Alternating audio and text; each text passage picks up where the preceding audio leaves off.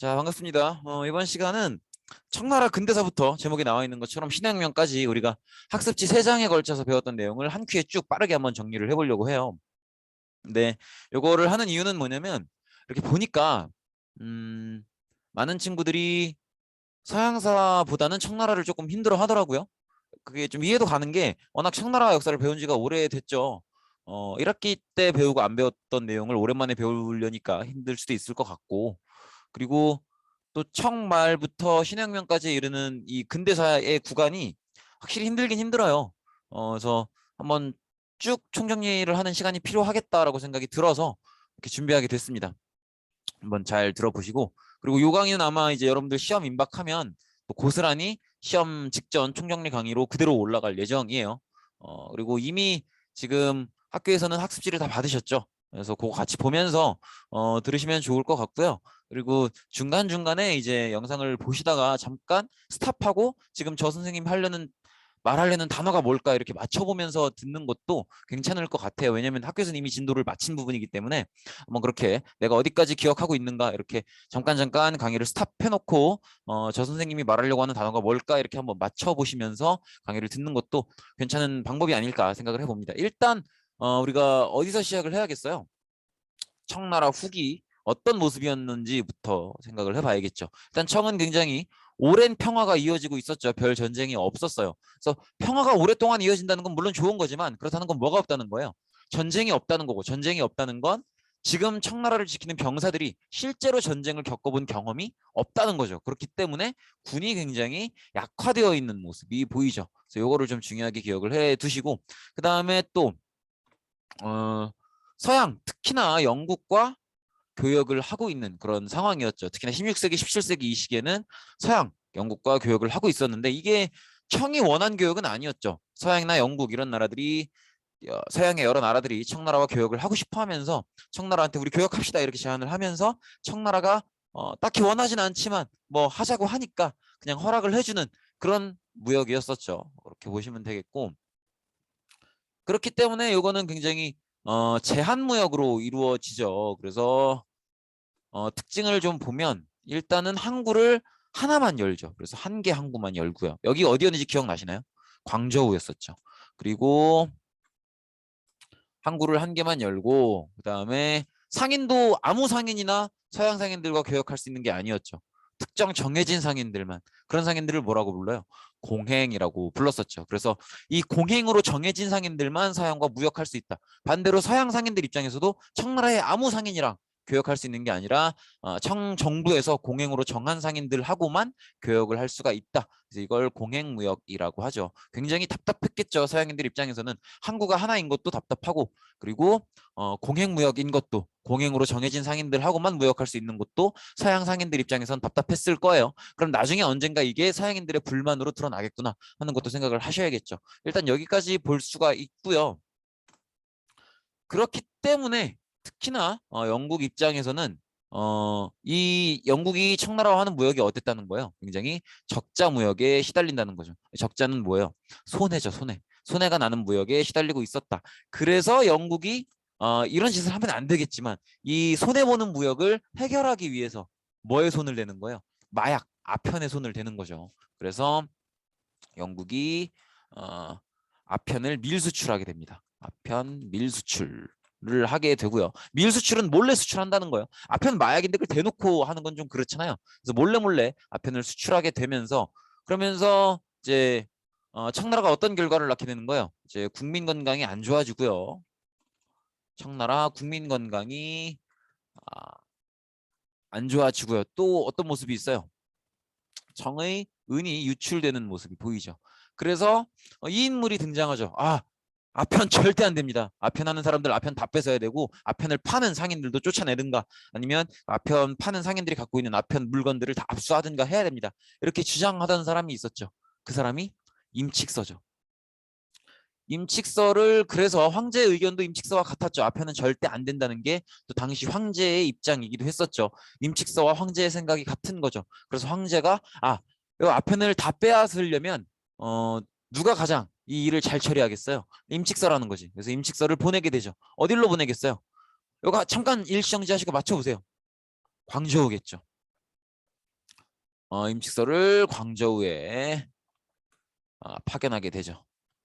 그래서 임칙서가 아편을 모조리 다 빼앗아서 불태워버리게 되죠. 올수 소각하게 됩니다. 근데 이거를 이제 영국 상인들이 어떻게 받아들이는 거예요? 이것은 개인재산 침해다. 이렇게 받아들이는 거. 왜냐하면 영국 상인들 입장에서는 만약에 자기들이 팔면 판 뒤에 물건이면은 뭐 그거는 이제 이미 돈을 받은 상황이니까 청나라에 이제 아편을 산 사람들이 빼앗기는 건데 자기들이 아직 팔기 전에 자기 물건을 빼앗은 것은 자기들 개인 재산에 대한 침해다 이렇게 보는 거죠. 그래서 영국 상인들이 이건 개인 재산에 대한 침해 아니냐 이렇게 주장을 하면서 이제 영국 의회에서 이 청나라에 대한 침략을 결정하게 되는 거죠. 그래서 영국이 청을 침략하게 되는 거죠. 이게 뭐예요? 이게 바로 여기를 1번이라고 해야겠다. 그죠? 이게 바로 제1차 아편 전쟁이 되는 거죠.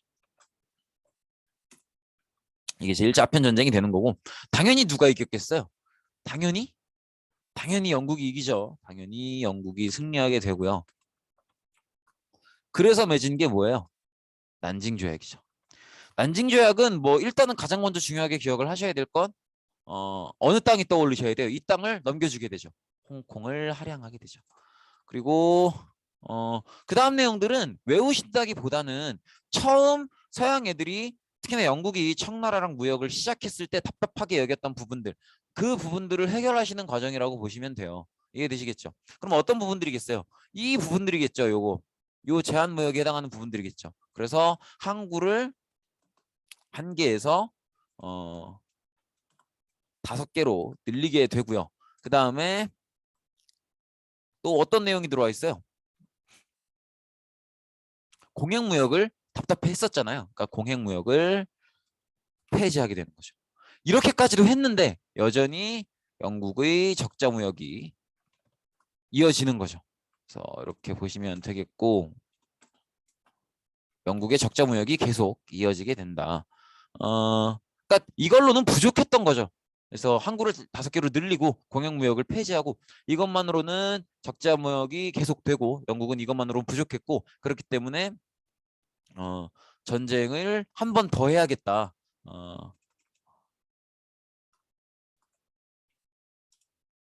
이런 생각을 하게 됐다는 거죠. 그래서 벌이는 사건이 있죠. 요게 이제 어, 에로우라는 깃발에서 에로우는 깃발이 아니죠. 에로우라는 배에서 청나라 배에서 영국 깃발을 끌어내렸던 무슨 사건이에요? 에로우 사건이죠. 에로우 사건을 벌이게 되고요. 그리고 에로우 사건이랑 하나 더 있죠. 프랑스 선교사를 처형, 살해하게 되죠. 이런 사건이 있게 됩니다. 오기스트 샤프들랭이라는 프랑스 선교사가 처형되게 되는데 사실 청나라는 기존에도 크리스트교를 포교하면 안 되는 상황이었죠. 근데 그걸 어기고 프랑스 선교사가 몰래 이제 선교를 했던 거고 그걸 이제 처형하게 된 거죠. 그래서 요걸 계기로 해서 2차 아편 전쟁이 벌어지게 되는 거죠. 2차 아편 전쟁이 벌어지게 되는 거고요. 2차 아편 전쟁의 차이는 1차 아편 전쟁은 영국만 들어왔다면 2차 아편 전쟁은 영국, 프랑스가 같이 들어오게 되는 거고 그래서 얘들이 같이 승리하게 되는 거죠. 그렇게 보시면 되겠고 그래서 맺은 게 뭘 맺은 거예요? 이제는 예전엔 난징에서 맺었다면 이제 수도로 올라와야죠. 그래서 베이징 조약을 맺게 되는 거죠. 베이징 조약의 내용들도 마찬가지로 난징 조약 때 맺었던 내용들이 여전히 답답하다는 거지. 그래서 난징 조약 때 맺었던 내용들보다 한 단계 더 이제 청나라의 문을 열어야겠다. 이게 이제 베이징 조약의 목적이라고 보시면 돼요. 그래서 가장 중요한 게 뭐예요? 일단은 항구를 추가 할양하죠. 할양이 아니고 항구를 기존에 5개, 난징 조약 때 5개 열었던 거에서 11개로 더 열게 되죠. 그래서 5개에서 11개로 추가 개항을 하게 된다. 항구를 여기다 쓰는 게 낫겠네. 그죠? 그렇고 그 다음에 또 뭐가 있어요?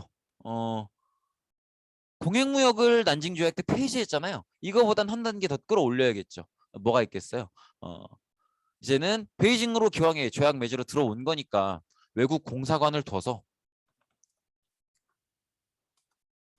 그래서 외국에 이제 외교관들이 원하면 언제든, 이 베이징은 수도잖아요. 베이징에 주재한다는 건 있겠다는 거거든요.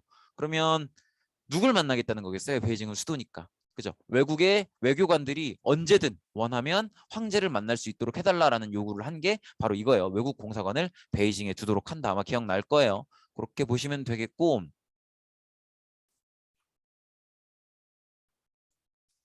요거를 이렇게까지 좁힐 필요는 없을 것 같은데. 그쵸? 이렇게. 그렇고, 그 다음에 또 어떤 부분이 있나요? 항구를 늘렸고요. 그 다음에 외국 공사관을 베이징에 주재하도록 했고요. 그 다음에 프랑스 선교사가 처형당했던 게 또 2차 아편 전쟁이 벌어진 원인 중에 하나잖아요. 그러니까 크리스트교 포교를 허용하게 되는 거죠. 이 정도 내용이 아마 기억이 나실 거예요. 어쨌든 지금 1차 아편 전쟁이나 2차 아편 전쟁이나 배상금을 지불했단 말이에요. 그죠? 그러면 배상금은 결국 세금을 걷어서 내는 거니까 세금을 더 거둘 수밖에 없겠죠. 세금을 더 거두면 어떻게 되겠어요? 백성들이 삶이 힘들어지겠죠. 어, 백성들이 삶이 힘들어진다. 뭐라고 표현하면 좋을까? 그래, 힘들어짐.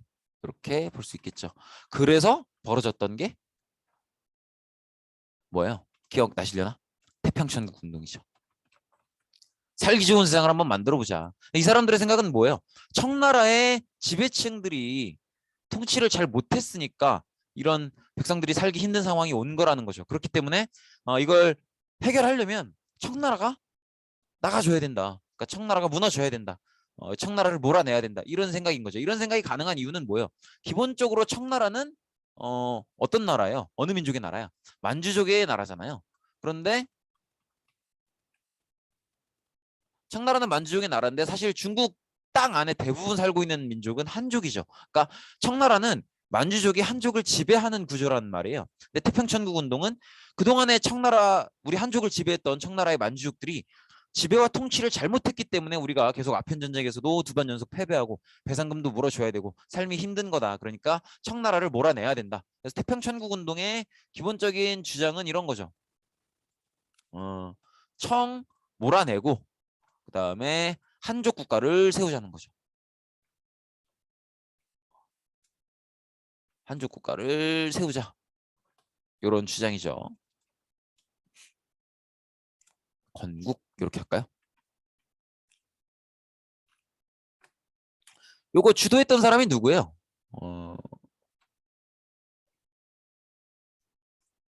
요거를 주도했던 인물이 홍수전이 되죠.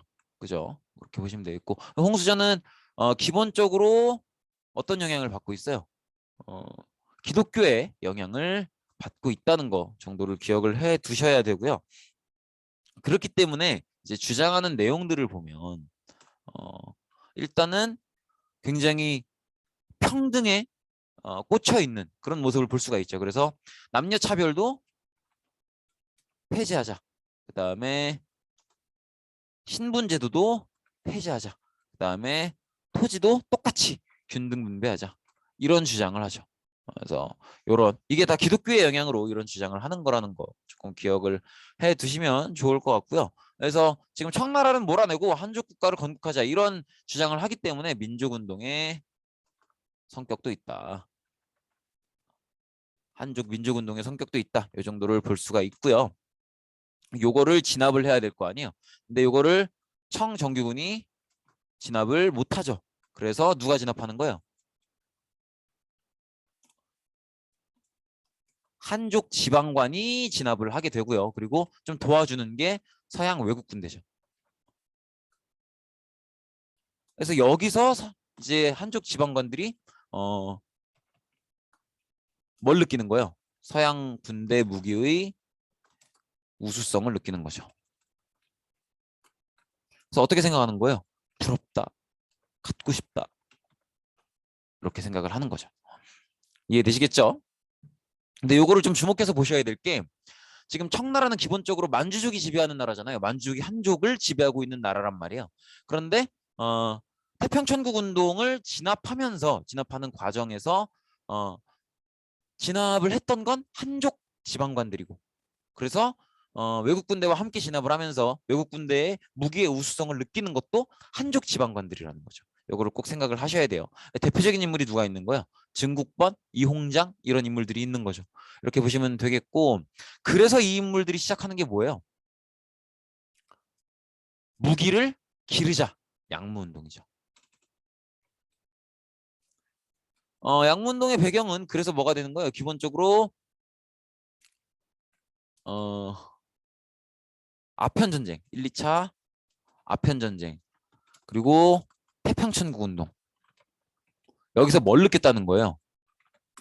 무기의 우수성을 느꼈다는 거죠. 이렇게 보시면 될 것 같고, 그래서 누가 주도하는 거예요? 한인 지방관들이 주도하게 되는 거죠. 그래서 뭘 배우자는 거야? 여기서 서양의 과학과 기술을 배우자. 그래서 뭘 만들자는 거예요? 무기를 새로운 더 강한 신무기를 만들자. 이런 게 이제 기본적인 주장이 되죠. 그렇기 때문에 이제 다양한 군수 공장들도 세우고 이런 모습을 보이게 되죠. 그래서 과학과 기술을 배우자 이렇게 했지만 한계점은 뭐예요? 이거는 사실 한인 지방관들끼리 한 거잖아요. 그렇기 때문에 체계적으로 진행이 안 됐죠. 그래서 결과는 뭐예요? 실패하게 되죠. 그래서 이 실패가 드러난 게 무슨 전쟁? 청일전쟁이죠. 그래서 일본이랑 전쟁을 해봤는데 일본은 심지어 유럽도 아닌데 먼저 근대화를 했다고는 하지만 유럽도 아닌데 일본한테 졌단 말이에요. 그리고 그동안 수백 년 동안 한 수 아래인 나라라고 생각을 했는데 청나라보다 등치도 작고, 그런데 일본한테 졌다는 건 만약에 양무운동을 제대로 성공해서 무기를 제대로 만들었다면 지지 않았겠죠. 그러나 졌다는 건 새로운 무기를 만들려는 운동이었던, 서양의 과학기술을 배우자는 운동이었던 양무운동이 실패했다. 이게 입증이 되는 거라는 거죠.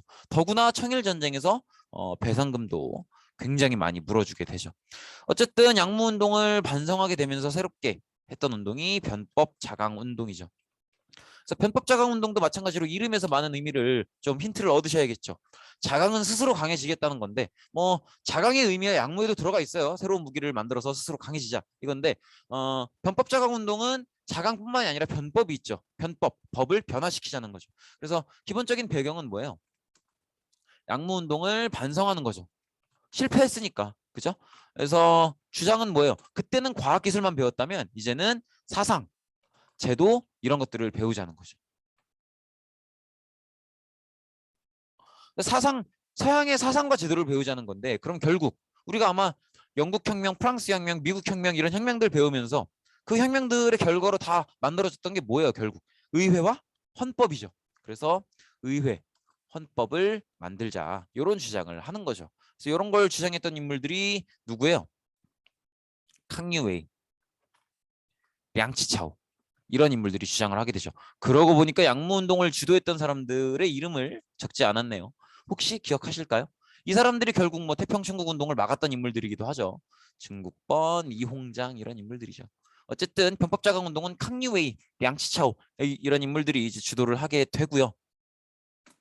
그래서 요게 주장은 기본적으로 뭐예요? 아까 얘기했던 것처럼 사상과 제도를 배우자. 그래서 의회와 헌법을 만들어 보자. 이런 건데 의회와 헌법을 만들자는 것, 특히 의회를 만들자는 건 그 의회 안에서 일을 하는 의원들을 누가 뽑겠다는 거예요. 시민들이 뽑아야 제대로 된 의회 아니겠어요?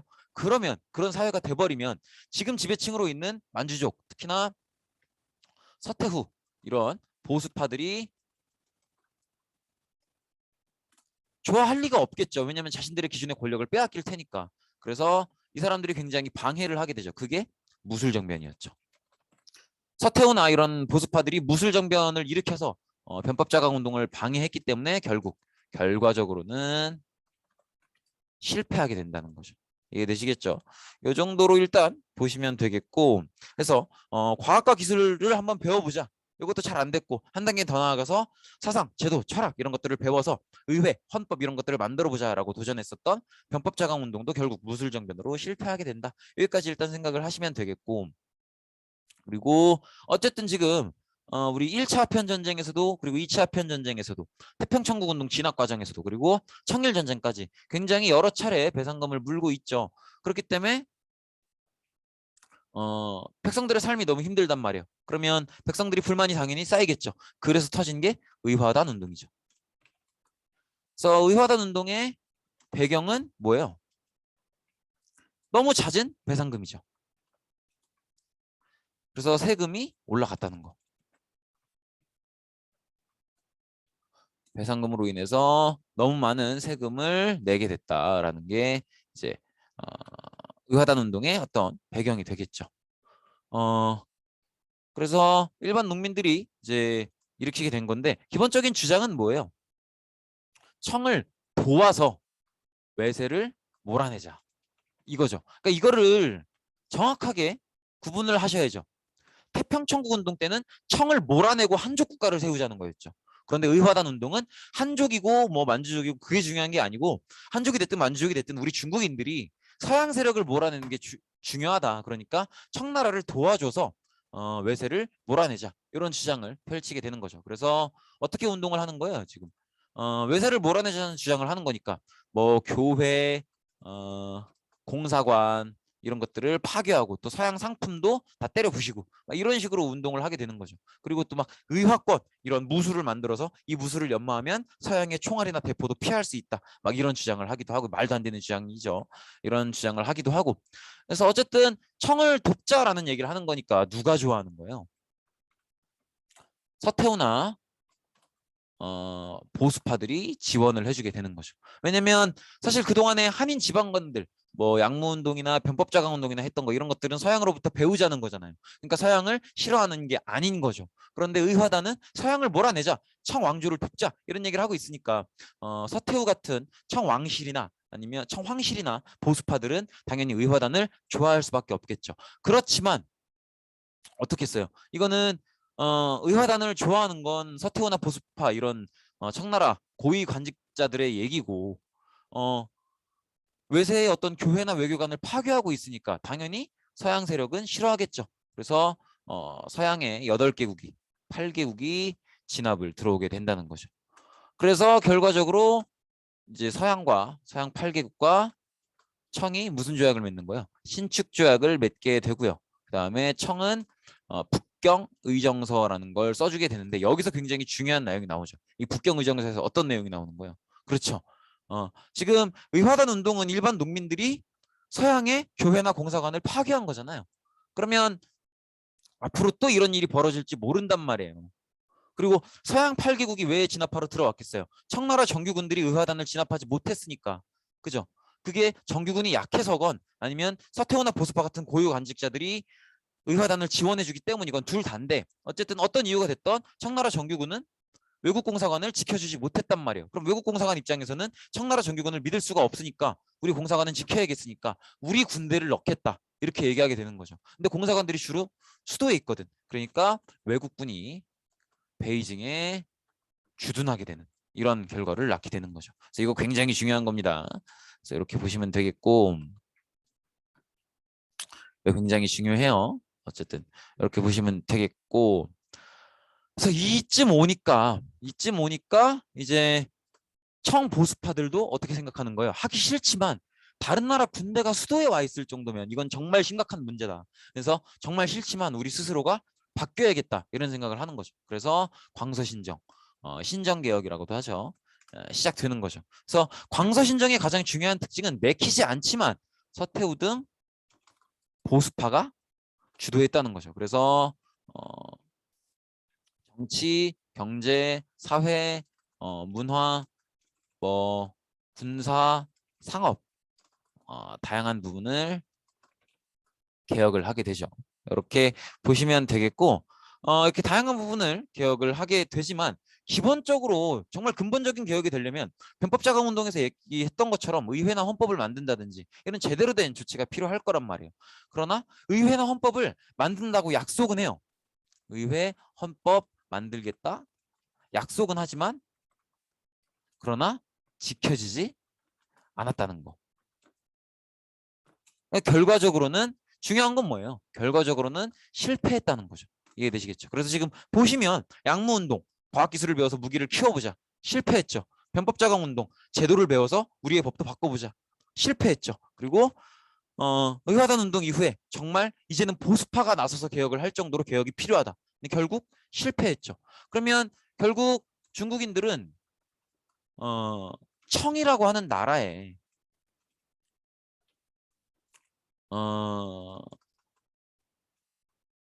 실망하게 되는 거죠. 그래서 희망이 없구나라고 생각을 하게 되는 거죠. 그래서 조금씩 이제는 청나라라는 나라 자체를 무너뜨리고 아예 새로운 나라를 세워야, 그리고 정치 체제도 바꿔야, 그래야 뭔가 우리가 희망을 찾을 수 있지 않겠느냐. 청나라라는 틀 안에서는 양무운동, 변법자강운동, 광서신정 다 안 됐으니까. 이해되시겠죠? 그래서 새로운 뭐가 필요하다는 거예요. 새로운 국가, 새로운 정치 체제 필요하다는 거죠. 그럼 바꿔야겠다는 거잖아요. 그래서 새로운 아예 나라를 바꾸고 정치 체제를 바꾸겠다는 건 혁명을 일으키겠다는 거죠. 이 혁명이 뭐예요? 신해 혁명이 되는 거죠. 이걸 주도했던 사람은 누구예요? 순원이죠. 순원이 누굴 데리고 다니면서 혼자 하진 않았겠죠. 중국 혁명동맹회를 이끌고 다니면서 또 어떤 주장을 하면서? 삼민주의. 삼민주의는 사실은 이제 모든 민족이 평등해야 된다라고 하는 민족주의. 그다음에 모든 시민들이 시민으로서의 권리, 민권을 가져야 된다라고 하는 민권주의. 그다음에 모든 시민들이 먹고 살 정도의 경제 수준은 보장받아야 된다라고 하는 민생주의. 이런 것들이 합쳐져 있는 건데 이걸 굳이 외울 필요는 없고 삼민주의라는 표현을 기억하시는 게 중요합니다. 삼민주의 꼭 기억해 두시고 어쨌든 삼민주의를 주장하면서 중국 혁명동맹회를 이끌면서 혁명을 이끌게 되죠. 이러던 와중에 이런 일이 생기죠. 민간에서 철도를 만들어 놓고 있었는데 그 철도를 정부가 가져가려고 하는 시도가 생기죠. 왜? 왜 정부는 철도를 가져가려고 했어요? 이 철도를 담보 잡아서 돈을 외국으로부터 빌리려고 했던 거죠. 돈이 없으니까. 이렇게 보시면 되겠고. 그래서 이렇게 되면서 당연히 민간에서는 어렵게 만들고 어렵게 얻어낸 철도를 정부에서 가져간다고 하니까 찬성할 리가 없겠죠. 그래서 민간 철도에 반대 운동을 벌이게 되죠. 근데 이게 이제 혁명의 계기가 됐던 거죠. 그래서 민간을 빼는 게 낫겠다. 그죠? 철도국이와 반대 운동을 벌이게 되면서 이게 이제 혁명의 계기가 됐던 거죠.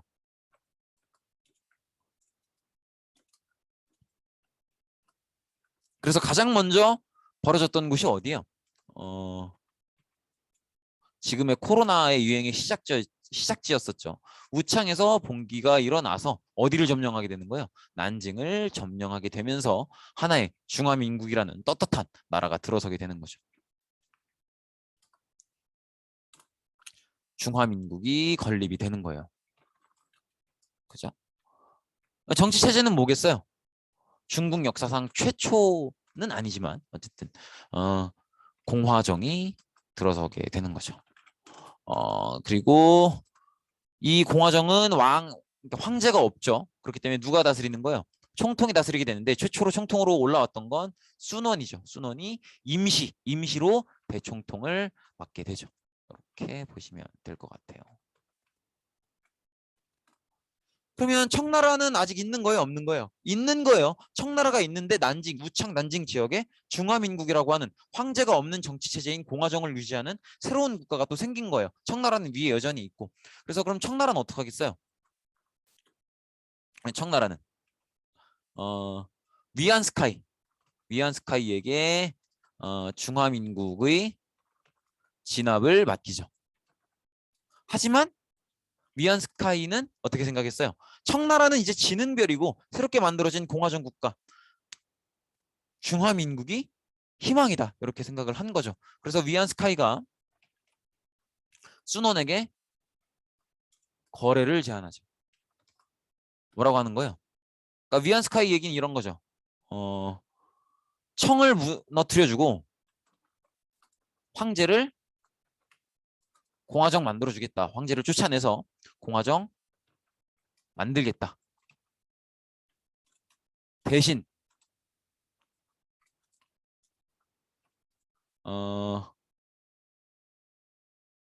어떻게 하자는 거예요? 중화민국의 대총통 자리를 달라. 이렇게 요구를 하죠. 사실은 그러니까 위안스카이는 공화정이라는 정치 체제를 만드는데 진심이었던 건 아니죠. 그냥 권력을 얻고 싶었을 뿐이지. 근데 자기가 권력을 얻으려고 이렇게 보니까 자기가 지금 몸담고 있는 청나라는 희망이 없고 새롭게 떠오르는 건 중화민국이라는 거죠. 그렇기 때문에 중화민국을 집어삼키기 위해서 중화민국이 듣기에 달콤한 얘기를 해주는 거죠. 청나라를 자기가 무너뜨리고 지금 청나라 황제를 몰아내서 중국 전체를 중화민국으로 만들고 공화정으로 만들겠다. 대신에 중화민국의 대총통 자리를 자기를 달라라고 하는 거죠. 그런데 이걸 순원이 동의하게 되는 거죠. 그래서 순원이 대총통 자리를 양보하게 되면서 위안스카이가 중화민국의 정식 대총통에 취임하게 되는 거죠. 이렇게 보시면 되겠고, 그리고 위안스카이는 뭐 공화정을 만드는데 진심이었던 인물이 아니었고 그냥 권력을 얻고 싶었던 거기 때문에 위안스카이가 황제 취임을 시도하게 되죠. 하지만 민중의 반발이 거세면서 실패하게 되고요. 그리고 위안스카이가 얼마 안 가서 죽고 나서 이제 중국 전체가 여러 군벌로 나뉘게 되었다. 이렇게까지 보시면 될 것 같아요. 그래서 여기까지가 이제 우리가 공부했었던 중국사다. 이렇게 보시면 될 것 같아요. 그래서 지금 요 강의로 이제 청나라 처음부터 끝까지를 다 끝낸 거예요. 그래서 사실은 요 정도 다 기억하고 계시면 이번 다가오는 기말고사에서 청나라 문제 해결하는 데는 큰 무리 없을 거예요. 여기 출제자가 하는 얘기 아닙니까? 그죠? 그러니까 믿어보시고 한번 잘 공부해 보시면 크게 어려움 없지 않을까 이런 생각이 듭니다. 네, 고생 많으셨습니다. 여기까지 하겠습니다.